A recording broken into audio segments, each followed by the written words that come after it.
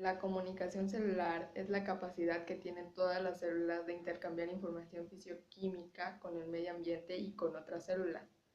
La comunicación celular es un mecanismo homeostático que tiene como objetivo mantener las condiciones fisioquímicas internas adecuadas para la vida frente a los cambios externos. La existencia de organismos multicelulares en los que cada una de las células individuales debe cumplir con sus actividades de acuerdo con los requerimientos del organismo como un todo, exige que las células posean un sistema de generación, transmisión, recepción y respuesta de una multitud de señales que los comuniquen e interrelacionen funcionalmente entre sí. Estas señales que permiten que unas células influyan en el comportamiento de otras son fundamentalmente químicas. Siguiendo la clasificación de García-Sainz, la forma en que se comunican las células del organismo se realiza de 6 diferentes maneras: por comunicación endocrina, autócrina, parácrina, yuxtácrina, nerviosa y por moléculas gaseosas. Comunicación endocrina. En la comunicación endocrina, las moléculas señalizadoras, es decir, las hormonas, son secretadas por células endocrinas especializadas y se transportan por el sistema vascular sanguíneo o linfático, actuando sobre células diana localizadas en lugares alejados del organismo. En los animales se producen más de 50 hormonas distintas por las glándulas endocrinas. La comunicación endocrina se lleva a cabo en las células somáticas. Comunicación autócrina. La comunicación autócrina o autocomunicación es la que se establece una célula consigo misma. Este tipo de comunicación es la que se establece en la neurona presináptica al captar ella misma en sus receptores celulares los neurotransmisores que ha invertido en la sinapsis, para así dejar de secretarlos o recaptarlos para reutilizarlos. Muchas células en crecimiento, como las células del embrión o las células cancerosas, producen factores de crecimiento y los receptores para esos mismos factores de crecimiento, y así perpetuar su proliferación controlada en el caso del embrión y descontrolada en el caso del cáncer. Comunicación parácrina. La comunicación parácrina es la que se produce entre células que se encuentran relativamente cercanas, es decir, células vecinas, sin que para ello exista una estructura especializada como la sinapsis, sino una comunicación local.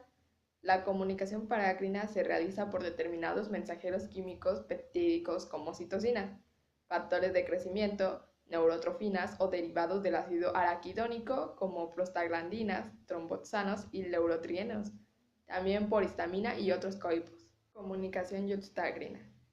Es la comunicación por contacto con otras células o con la matriz extracelular, mediante moléculas de adhesión celular. La adhesión entre células homólogas es fundamental para el control del crecimiento celular y la formación de los tejidos. Entre células heterólogas es muy importante para el reconocimiento que realiza el sistema inmune. La comunicación yuxtácrina se realiza, entre otros mecanismos, por medio de las uniones celulares como las uniones GAP. La comunicación nerviosa o neurotransmisión. Es un tipo especial de comunicación celular electroquímica que se realiza entre las células nerviosas. En la neurotransmisión, el flujo de información eléctrica recorre la dendrita y axón de las neuronas en una sola dirección hasta alcanzar la sinapsis, donde en esa hendidura que separa ambas neuronas, la neurona presináptica segrega unas sustancias químicas llamadas neurotransmisores, que son captadas por receptores de membrana de la neurona postsináptica, que transmite y responde a la información. Existen otras dos variedades de comunicación nerviosa, que son la neurosecreción o comunicación neuroendocrina, donde una neurona vierte una hormona a la circulación sanguínea para alcanzar a un órgano blanco distante. Y la comunicación neuromuscular, donde las neuronas motoras transmiten el impulso nervioso de la contracción a las células musculares a través de una estructura semejante a la sinapsis llamada placa motora. Comunicación por sustancias gaseosas. Es la comunicación en la que intervienen como mensajeros químicos sustancias gaseosas como el óxido nítrico y el monóxido de carbono. Se considera un tipo de comunicación parácrina. Sin embargo, hay que destacar que la acción de las dos moléculas gaseosas es distinta. El óxido nítrico es fundamental en los sistemas nerviosos, inmune y circulatorio, y es capaz de difundir libremente a través de las membranas plasmáticas de las células diana en las que actúa. El monóxido de carbono también funciona como molécula señalizadora en el sistema nervioso y está muy ligada al óxido, es decir, el óxido nítrico. Ambas moléculas gaseosas, a diferencia de las hormonas esteroideas, que también puede difundir la membrana, no actúan como factores de transcripción, sino que lo hacen modificando la actividad de enzimas dianas intracelulares. Los mensajeros. Las sustancias que participan como mensajeros celulares pueden tener una naturaleza química muy variada. Sin embargo, se pueden agrupar en tres clases fundamentales: los lípidos, entre los que se encuentran los esteroides y las prostaglandinas, los de naturaleza polipeptídica y las aminas. Los esteroides son lípidos con una estructura química semejante a la del colesterol. De hecho, se sintetizan en las diversas glándulas a partir del colesterol. Entre los esteroides más importantes tenemos los siguientes: A. Las hormonas sexuales masculinas y femeninas. B. Los esteroides producidos por la corteza de las glándulas suprarrenales, que regulan el metabolismo de la glucosa, el cortisol y cortisona, y el manejo de iones como el sodio y el potasio, aldosterona. Y C. Una vitamina que es una prohormona, la vitamina D o calciferol. Las prostaglandinas, que son sustancias que ayudan a la regulación de la presión arterial y es importante mediador de la fiebre y la inflamación. Otro tipo de hormonas son los polipéptidos. Estos compuestos están formados por la unión de muchos aminoácidos, los cuales unen unos con otros mediante un enlace que son llamados peptídicos. De ahí el nombre de polipéptido, muchos enlaces peptídicos. Cuando los polipéptidos son muy grandes, es decir, que rebasan cierto peso molecular, se les llama proteínas. Dentro de un grupo formado por los polipéptidos y las proteínas existen muchos tipos diferentes de mensajeros, como la insulina, el glucagón, la oxitocina, la angiotensina, etc. Otro tipo de hormonas son las aminas, compuestos que contienen nitrógeno unido a dos hidrógenos. Dentro de los mensajeros que son aminas hay algunos aminoácidos como el glutámico, el aspartico y la glicina, y productos del metabolismo de aminoácidos, esto es, de su transformación en el organismo. Entre estos últimos están las hormonas tiroideas, la adrenalina, la serotina, la histamina y la dopamina, entre otros. Además, hay algunos compuestos sencillos como la acetilcolina.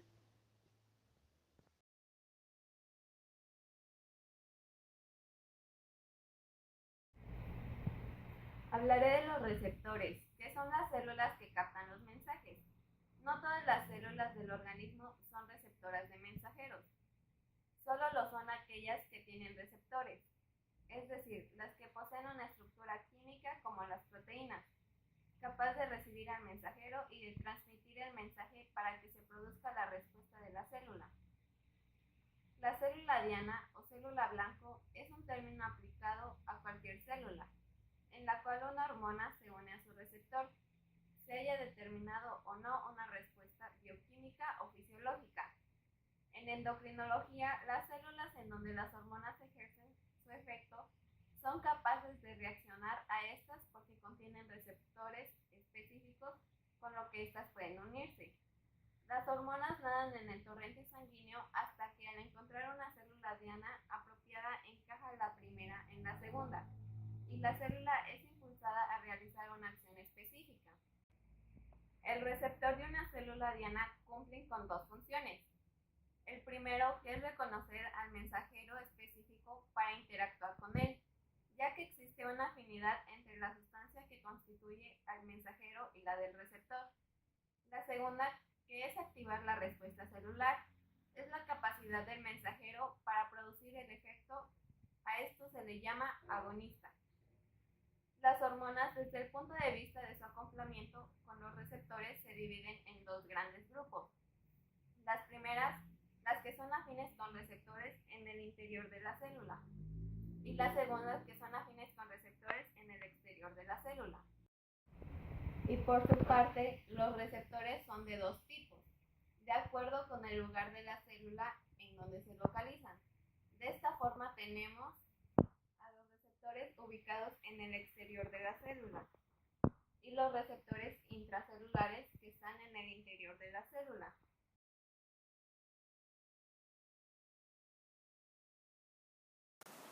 La hormona. La hormona es una sustancia química secretada por una célula o un grupo de células que ejerce efectos fisiológicos sobre otras células del organismo.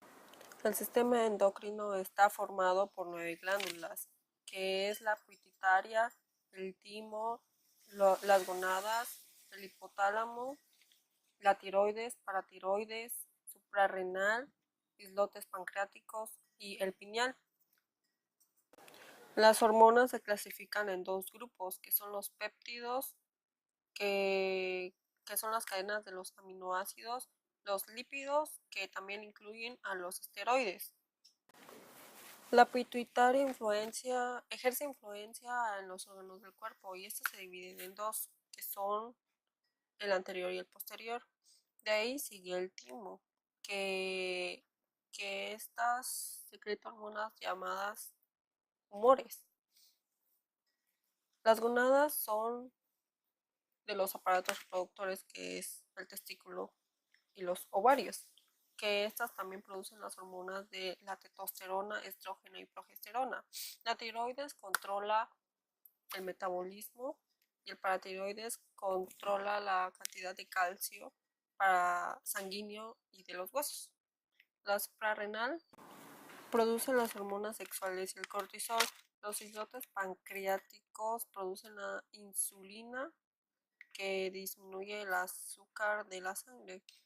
El pineal produce la melatonina, que es derivada de la serotonina, y esta hormona afecta los patrones del sueño.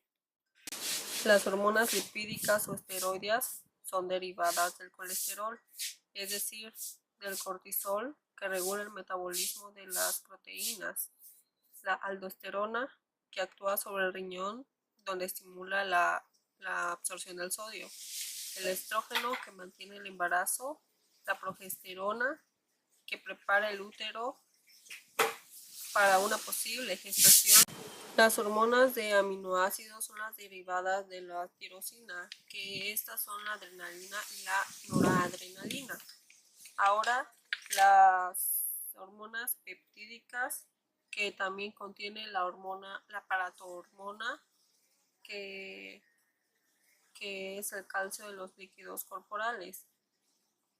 También la oxitocina, que son las contracciones uterinas en el parto, y también estimula la secreción de la leche después del parto. La hormona antidiurética, que regula la absorción de agua de los sodios de la nefrona. La somatotoprima, que es la hormona del crecimiento. La prolactina favorece la producción de leche, que actúan sobre las glándulas mamarias. La hormona adenocorticotropa, que es la corteza suprarrenal. El glucagón, que es la conversión de glucógeno en glucosa. La hormona melanotropina, que es la hormona de juventud que favorece la producción de melanina. La insulina, que es la entrada de glucosa a las células del cuerpo. El estimulante del tiroides es el que estimula la glándula del tiroides. La calcitocina, que es la que regula los depósitos de calcio en la sangre y en el hueso. La tirotrófica, que por último es la tiroides.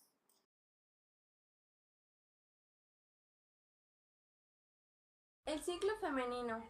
El ciclo sexual femenino, o también llamado ciclo menstrual, es el proceso que prepara el útero de la mujer para el embarazo todos los meses, mediante el desarrollo de los gametos femeninos y una serie de cambios fisiológicos. El papel de las hormonas en la vida de una mujer es absolutamente fundamental para su etapa de crecimiento en la edad fértil, en la menopausia y en la posmenopausia. Bueno, en el ciclo femenino hay dos hormonas muy importantes que aparecen desde la pubertad, que son los estrógenos y la progesterona. Por empezar, los estrógenos actúan sobre el útero estimulando el engrosamiento del endometrio cada mes y lo preparan para el embarazo. Bueno, algo muy importante es que se producen en los ovarios, es la responsable de madurar al aparato genital y también hacerlo fértil. Se encargan de las características sexuales secundarias y para que éstas se puedan desarrollar. Bueno, también ahora vamos con la progesterona. La progesterona prepara el endometrio para que este tenga todo lo necesario para el óvulo fecundado. También una de sus principales funciones es acondicionar el endometrio para facilitar la implantación del embrión. También es responsable de los síntomas del síndrome premenstrual y algo importante es que en algunas fuentes de información son llamadas P4 porque también se les puede denominar de esa manera. Bueno, ahora hablaremos de otras dos hormonas que también influyen en el ciclo femenino, que son la FSH, que es la hormona folículo estimulante, y la LH, que es la hormona luteinizante. Bueno, en estas son producidos respectivamente por la glándula pituitaria, que también se le puede denominar hipófisis, y el hipotálamo, y se encargan de coordinar la función ovarial. Bueno, para entender bien este procedimiento y todo lo que hemos comentado durante el ciclo femenino, empezaremos con estos. Se diría que se dividen en tres, que sería el hipotálamo, la hipófisis y los ovarios. Bueno, el hipotálamo libera una hormona llamada gonadotropina, que se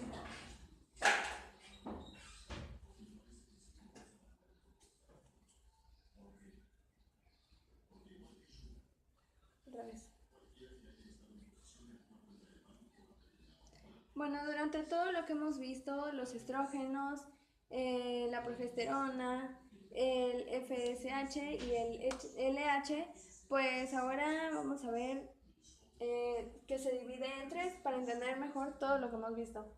El hipotálamo, la hipófisis y los ovarios. En el hipotálamo se libera una hormona llamada gonadotropina, la cual se abrevia GnRH.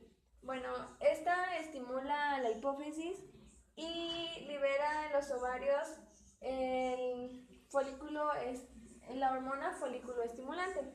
Bueno, la hormona folículo estimulante hace el crecimiento de los ovarios y esta libera estrógenos, y uno de los estrógenos es el estradiol. El estradiol hace que se inhibe la liberación de la gonadotropina en el hipotálamo. Y después la hormona luteinizante estimula la ovulación y produce un cuerpo lúteo, el cual produce progesterona, la cual ya hemos visto la definición antes, e inhibe la segregación de estas dos, la hormona folículo estimulante y la hormona luteinizante. La inhibe en la hipófisis y pues así quedaría cerrado como que este ciclo y vuelve a aparecer en el siguiente mes. Para comprender el tema del ciclo femenino, ya hemos hablado antes sobre las dos hormonas que, bueno, en realidad son cuatro, pero dos hormonas que del día 1 al día 14 son más influyentes, que sería la hormona luteinizante y la hormona del folículo estimulante. Bueno, estas dos, como ya dije, se habla sobre del día 1 al día 14. Y esto es lo que pasa en el ovario. Bueno, la hormona folículo estimulante hace madurar a varios folículos ováricos, y de todos estos solamente uno llega a romperse. Y bueno, al romperse este deja salir al ovocito justamente el día 14. El responsable de esto es donde aparece la hormona luteinizante, la cual aumenta su presencia en la sangre y es la responsable de la ovulación. Y también es importante ya que forma el cuerpo lúteo, que es el espacio que ha dejado el óvulo. ¿Qué es el espacio que ha dejado el óvulo en el ovario? Seguimos con el ciclo femenino. Bueno, en el ciclo femenino también influye, pues obviamente, el útero, que es algo muy importante. Bueno, seguimos con lo del día 1 al 14. En el útero, mientras en el ovario se produce la fase de maduración, ahora en el endometrio se produce un aumento de espesor, proliferación del epitelio, del corión y de las glándulas. A todo esto se le llama fase proliferativa. Y algo muy importante es que en el útero hay una hormona principal, la cual son los estrógenos. Ahora vamos con la segunda parte, que es del día 14 al día 28. Bueno, lo que sucede en el ovario.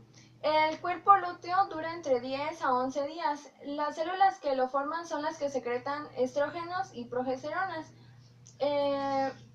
Si no se produce la fecundación, entonces se degenera el día 24 y 25 del ciclo y por supuesto sería sustituido por el tejido cicatricial. En la segunda fase del ciclo femenino, que sería del día 14 al 28, en el útero hay una disminución de estrógenos y progesterona, sobre todo de la progesterona. Debido a la degeneración del cuerpo lúteo desaparece el estímulo de crecimiento del endometrio y después de esto aparece la fase de descamación, o sea, la menstruación, el día 28. Bueno, no a todas las mujeres serían el día 28, ya que hay días, personas, en este caso las mujeres, que tienen estos días irregulares y pueden ser provocados por pastillas anticonceptivas.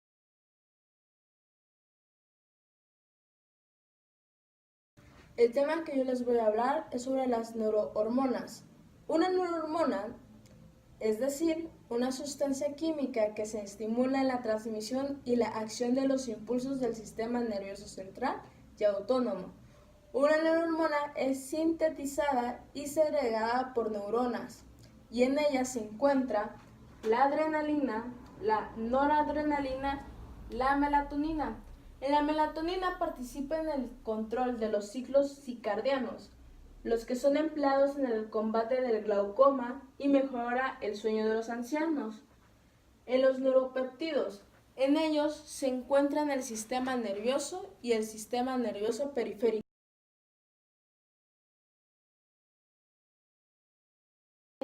Mostraremos el último tema, el cual es el de algunas enfermedades. En este podemos saber que algunas enfermedades son ocasionadas por la ausencia o disminución de las neurohormonas o los neurotransmisores. Por ejemplo, aquí encontramos el aumento o la disminución de alguna neurohormona o neurotransmisor. Por ejemplo, con la serotonina, que es un neurotransmisor, cuando hay un aumento se produce el autismo. En el segundo, que sería el aumento de dopamina, que igual es un neurotransmisor, podría provocar la esquizofrenia, y también el aumento de la noradrenalina, que esa puede funcionar como hormona o neurotransmisor. Esa provocaría la manía. En el segundo caso, que sería la disminución del GABA, que es el ácido aminobutírico, podía provocar la ansiedad y la epilepsia. Otra disminución, que sería la misma que esta, que es una neurohormona o una hormona, un neurotransmisor o una hormona, la disminución podría provocar depresión y una disminución de las células sintetizadoras de acetilcolina podría provocar un Alzheimer, la enfermedad más conocida por todos nosotros.